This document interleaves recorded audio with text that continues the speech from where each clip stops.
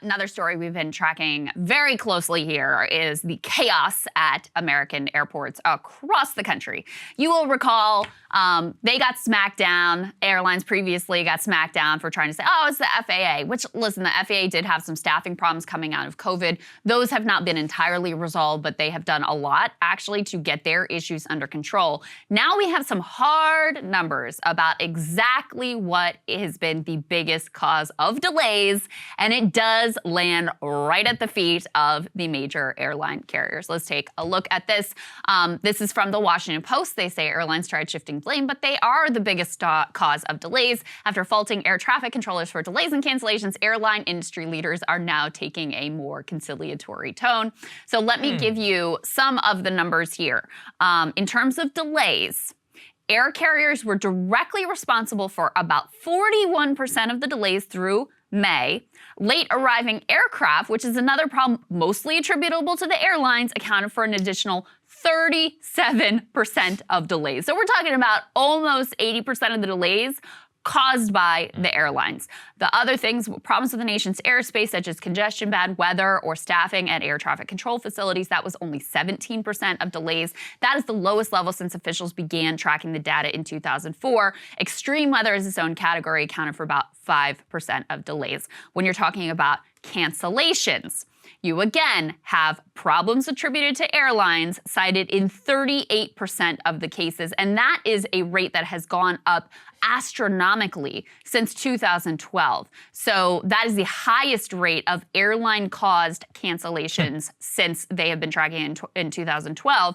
The majority of cancellations did involve circumstances beyond the carrier's control. Weather, cited in 55% of cases. National airspace problems accounted for about 7% of cancellations. But if you look at these numbers, overall, clearly the blame is landing at the feet of the airlines, which again, we bailed out because we said this is an important industry and we will bail you out, but you have to keep your people. They didn't exactly do that, and now they are booking way more flights than they are really capable of handling. What's also very interesting is that the CEO of United Airlines was actually pressed on his earnings call on Thursday. They're like, hey, you guys said it was the FAA's fault, so do you still stand by that? And he's like, I've apologized to Secretary Buttigieg for mischaracterizing the FAA. Apologize to the people who are getting screwed here. How about that? Really what has happened is that they got called out, is that the data came out and the FAA was like, hey, you're full of shit. And look, I'm the FAA, I got no sympathy. But if it was really their fault, we would fly them. But it's 100%. Not. You know, it's really not. And I think people are beginning to sense that.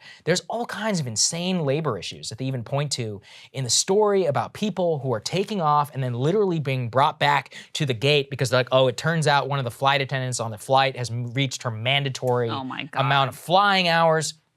All kinds of craziness. I think it just shows us clearly that these airlines are making record profits, which they are now saying the quiet part out loud. Our friend of the show, Matt Stoller, actually flagged this, where, lo and behold, an airline executive, American Air CEO, celebrates his record earnings while also admitting that they have terrible reliability. Let's take a listen. Phil, it's great to be here talking to you today. You know, a quarter ago, we said, hey, we're going to be back here talking to you about profitability and reliability. I'm so pleased of all of our team here that we're out here reporting a net income of $533 million, hitting our margin guide. It's a really important day for American Airlines. We've got work to do on reliability. Work to do. So he is saying they are making great profit, that they are making a record amount of money. They're hitting their margins. Great. I fly American. He's elated. Awesome. Yeah, he seems very happy. However, we've got work to do on reliability. So what the hell does that mean? How do you make a record amount of money when you're also canceling a record amount of flights? And we've also pointed this out. Just because they cancel it, they don't necessarily have to pay you back. They can give you flight credit, and then you have to fly on American or fly on United or Southwest or whatever. So they get to keep much of the money, and then they're supposed to be fined. They're supposed to be. And Secretary Buttigieg, I guess to PBS's credit, actually did press him on what are you doing here? He lies here. We'll point out the lie to you after you listen to his answer.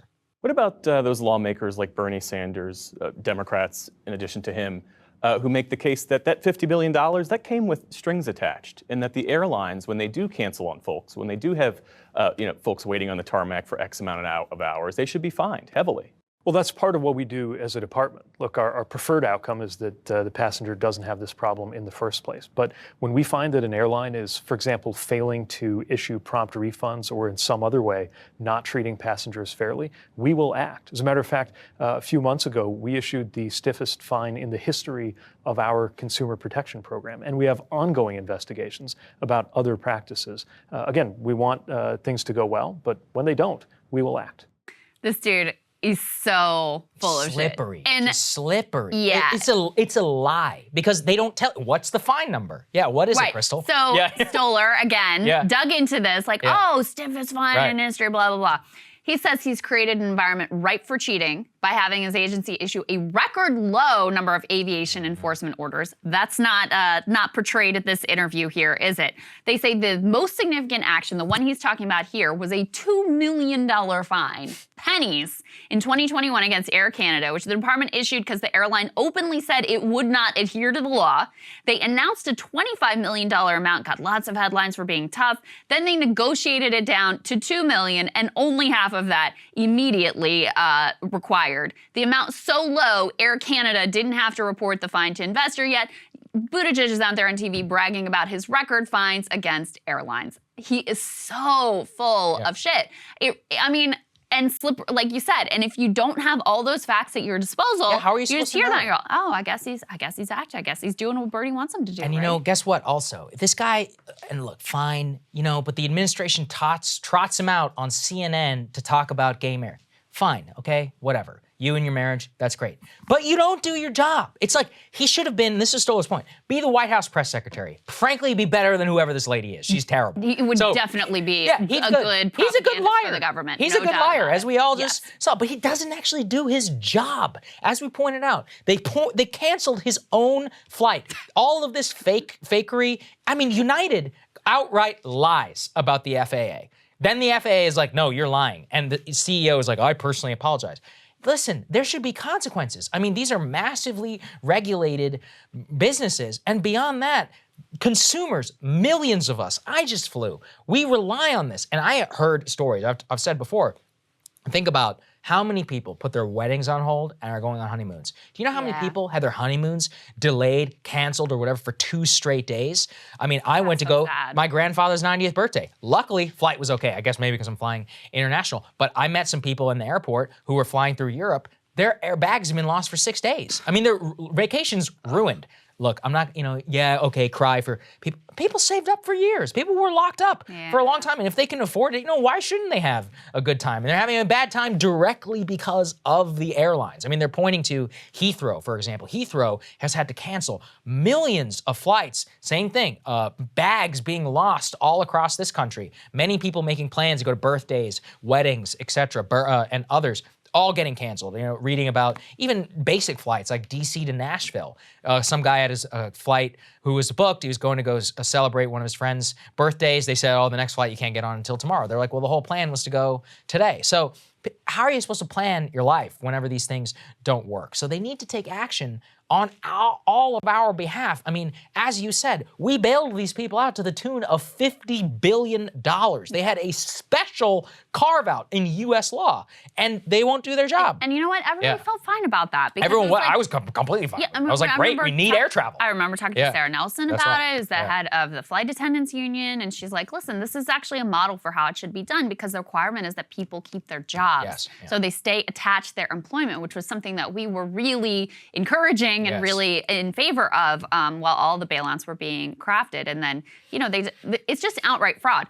One of the things that they do is they actually steal like trillions of dollars from consumers by trying to persuade them that, oh, you should just take the miles when they're actually entitled to cash refunds. And so they directly defraud consumers in that way. And then it is a form of fraud to sell all of these flights that you really have no ability to actually fly. So if you had corporations are going to corporation, right? They're going to do everything they can to screw people over, make the most amount of money. There's a lot of monopoly consolidation. You all know when you go to fly, you don't have a lot of choices. You need whatever flight at whatever time and whatever works in your schedule. So you don't have a lot of options. So they really do kind of have a lot of leverage over consumers in this situation. That's where you need a strong regulator to keep these people in check. And that's why having Pete Buttigieg in this position that he was wholly unqualified for and is completely uninterested in doing the job is such a disaster. And I do think that ultimately this will have negative political impacts on him. I mean, he's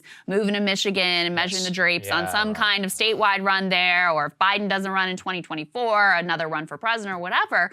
But this is the one thing you were tasked with, and you didn't really care to perform. You didn't deliver for people. So is that going to show up in your next run? I would certainly think that people would notice this. And the other reason why it matters, even if you're not flying, is I do think it just contributes to this general sense of everything is getting worse. Yeah, it's chaos. Everything is getting worse.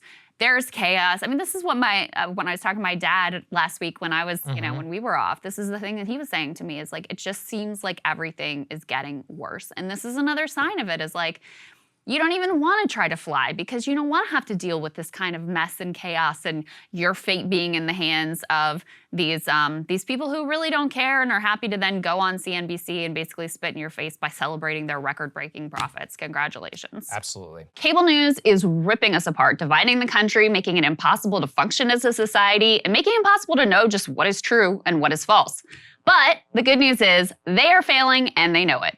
That is why we're building something new, a new mainstream, a healthier one, something more trustworthy, something that we are going to need in one of the most pivotal times in American history. We are building up here for the midterms, for the upcoming presidential election, but we need your help. So if you can help us out by becoming a premium member today at breakingpoints.com, we're trying to change America for the better and the entire world. So what are you waiting for, guys? Go to breakingpoints.com and sign up and help us build a new mainstream.